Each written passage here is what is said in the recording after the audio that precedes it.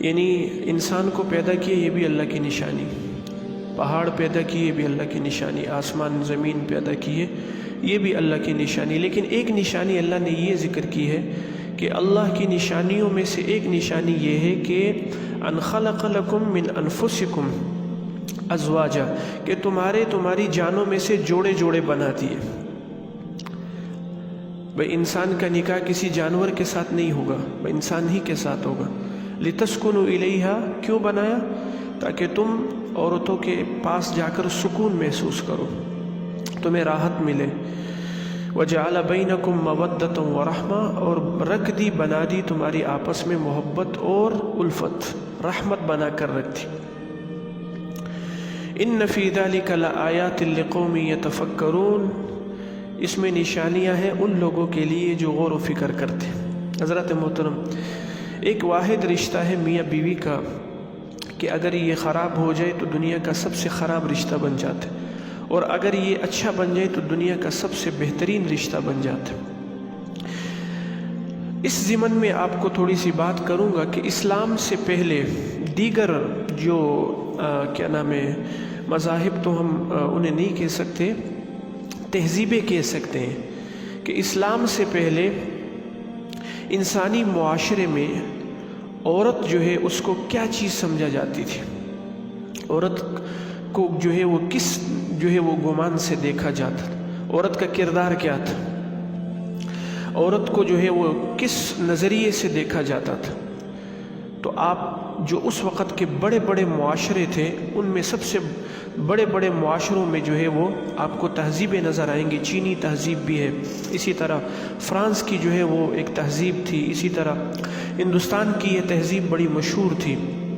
پھر دیگر مختلف تہذیبوں میں عورت کو کس نظر سے دیکھا جاتا تھا۔ تو حضرات محترم، جو فرانسیسی تہذیب تھی وہ عورت کو آدھا انسان سمجھتی تھی۔ چینی تہذیب عورت کو شیطانیت اور شیطان کے نفس سے سمجھتی تھی،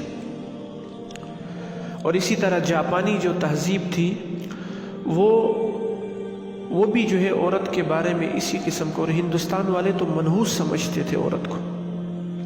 اور پھر عرب کا جو معاشرہ تھا انہوں نے تو حد کر دی کہ جو بچی پیدا ہو جاتی اس کو زندہ دفن کر دیتے۔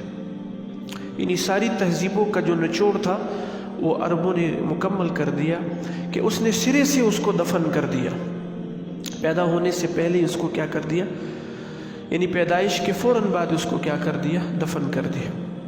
تو حضرت محترم، حضور علیہ الصلوۃ والسلام جب دین کامل اسلام کی صورت میں لے کر آئے تو اسلام نے عورت کے حقوق ہمیں دیے۔ اگر وہ بیٹی ہے تو آپ کی عزت ہے، اگر وہ بہن ہے تو آپ کی ناموس ہے، اگر وہ جو ہے بیوی ہے تو وہ آپ کے سکون کی جگہ ہے، اور اگر وہ ماں ہے تو ماں کے قدموں میں اسلام نے جنت کو رکھ دیا۔ تو یہ حقوق دلوا دیے اسلام نے۔ حضرات محترم، عیسائیوں کے ہاں، عیسائی جو کلچر ہے ان کے ہاں اس زمانے میں وہ سمجھتے تھے کہ میاں بیوی کی کا جو اللہ تک پہنچنے کے لیے جو راستہ ہے وہ نکاح کا راستہ نہیں ہے، کہ میاں بیوی کا اختلاط نہ ہو، آپس میں تفریق ہو، نکاح نہ ہو، عورت مرد سے ملاپ نہ کرے۔ تو جو عورت شادی نکاح نہیں کرتی تھی اس کو مریم صفت سمجھتے تھے، یہ عیسائیوں کے ہاں تھا۔ اور جو مرد نکاح نہیں کرتا تھا اسے یہ جو عیسائی لوگ تھے وہ راہب سمجھتے تھے۔ لیکن چونکہ اسلام آیا، اسلام ایک عالمگیر مذہب ہے، اس نے ہمیں جو ہے وہ سارے دین کا خلاصہ پیش کیا۔ تو اسلام نے کہا کہ بھائی تم جس اللہ تک پہنچنے کے لیے جو راستے اختیار کر رہے ہو وہ راستہ جو ہے وہ اللہ تک نہیں پہنچتا۔ اور کیا کہا؟ لا رہبانیت فی الاسلام، اسلام میں کوئی رہبانیت نہیں ہے۔ جنگلوں کے راستے سے، صحراؤں کے راستے سے، اور اسی طرح جو ہے وہ پہاڑوں کے راستے سے تم اللہ تک نہیں پہنچو گے۔ ہاں، یہ گلی کوچے، سوسائٹی، یہ جو معاشرتی زندگی ہے، اس راستے سے تم اللہ تک پہنچ سکتے ہو۔ اللہ تک پہنچنے کے لیے جو راستہ ہے وہ اسلام نے ہمیں بالکل سامنے جو ہے وہ سیدھا راستہ بتا دیا کہ بھائی ایک عورت جب نکاح کرتی ہے، ایک مرد جب نکاح کرتا ہے تو اس سے اللہ کا قرب زیادہ ملتا ہے، باوجود اس کے کہ ایک مرد اور عورت آپس میں نکاح نہ کرے۔ تو یہ عیسائیوں کے مذہب کی تردید بھی اسلام نے کر دی۔ تو حضرات محترم، جب اینٹیں جڑتی ہیں تو مکان بنتے ہیں، اور جب دل جڑتے ہیں تو رشتے بنتے ہیں، اور رشتوں میں سب سے قریبی رشتہ وہ میاں بیوی کا رشتہ ہے۔ اس لیے علماء نے لکھا ہے کہ حضرت آدم علیہ السلام کی پسلی سے اللہ نے اماں حوا کو پیدا کیا۔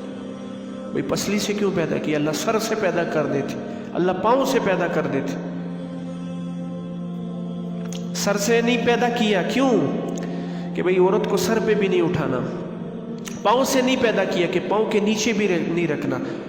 بھئی پسلی سے کیوں پیدا کیا؟ کیونکہ پسلی دل کے قریب ہوتی ہے، عورت کو آپ نے دل کے قریب رکھنا ہے۔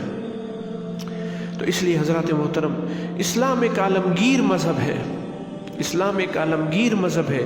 اس میں اللہ تعالیٰ نے ہمیں سارے حقوق بتائے، سارے حقوق بتائے ہیں۔ 1,24,000 نبی گزرے ہیں، 1,24,000 پیغمبر اللہ نے دنیا میں بھیجے، اور 1,24,000 کم و بیش نبیوں کی سنت میں 4 چیزیں رہی ہیں۔ اب بھی غور سے اس کو سنیں بھئی، ہر نبی کی یہ 4 سنتیں لازماً اپنی اپنی امتوں پر رہی ہیں۔ ان میں سب سے پہلی سنت کیا تھی؟ کہ ہر نبی کے اندر اللہ نے حیا رکھی تھی، حیا کے پیکر تھے۔ آدم علیہ السلام سے لے کر حضرت محمد صلی اللہ علیہ وسلم تک سارے نبیوں کے اندر۔ اور دوسری سنت جو چلتی آ رہی ہے کہ خوشبو کا استعمال، خوشبو یہ ہر نبی کو پسند تھی۔ اور تیسری سنت کہ مسواک کی سنت، یہ سارے نبیوں کی متواتر سنت ہے، مسواک کرنا۔ اور جو ہم نے مسواک بھی چھوڑ دی، خوشبو کا استعمال بھی چھوڑ دیا، تو یہ 1,24,000 نبیوں کی سنت ہے۔ تو اس لیے میں کبھی کبھی یہ جملہ کہتا ہوں کہ جس نے مسواک کر لی، اس نے صرف رسول اللہ کی سنت کو ادا نہیں کیا، اس نے 1,24,000 نبیوں کی سنت کو ادا کیا ہے۔ جس نے خوشبو لگا لی، اس نے صرف رسول اللہ کی سنت کو ادا نہیں کیا، اس نے 1,24,000 نبیوں کی سنت کو ادا کی۔ جس کے اندر حیا پیدا ہو گئی، اس نے صرف حضور علیہ السلام کی سنت کو ادا نہیں کیا، اس نے سارے نبیوں کی سنت کو ادا کی۔ اور آخری جو سنت ہے کہ 1,24,000 نبیوں کی متواتر جو سنت تھی وہ تھی نکاح کرنا۔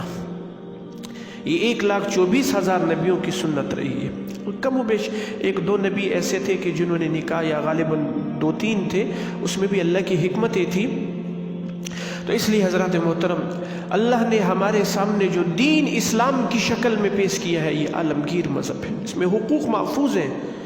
ایسا کوئی حق نہیں ہے جو اسلام کے اندر موجود نہ ہو، بھلے وہ بیوی کی شکل میں ہے، ماں کی شکل میں ہے، بیٹی کی شکل میں ہے، خالہ پھپھو کی شکل میں، ہر ایک کا حق محفوظ ہے۔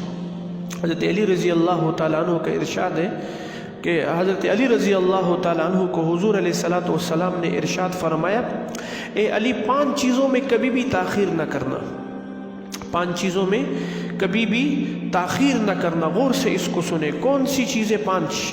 نماز کا وقت ہو جائے تو نماز کو وقت پہ پڑھنا، اس میں تاخیر نہ کرنا۔